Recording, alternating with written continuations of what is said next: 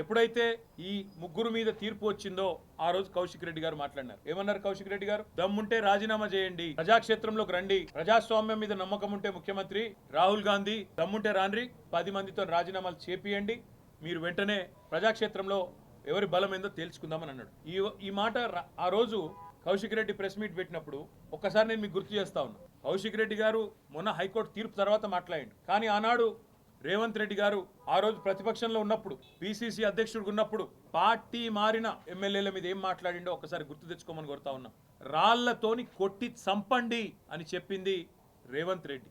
Party ఫిరాయించిన ఎమ్మెల్యేలను రాళ్లతోని కొట్టి చంపమన్నాడు. Party ఫిరాయించిన ఎమ్మెల్యేల ఇంటి ముంగట తావుడప్పు కొట్టిపిస్తా అన్నాడు. పార్టీ ఫిరాయించిన ఎమ్మెల్యేలను ఉరిదీయాలే అని మాట్లాడినాడు రేవంత్ రెడ్డి. మరి ఆయన మాట్లాడిన మాటల ముందు మా పార్టీ తరఫున మాట్లాడిన నాయకులు ఎవరు కూడా ఆయన మాట్లాడినంత అసహ్యంగా, అంత చండాలంగా ఎవరు కూడా మాట్లాడలేదు.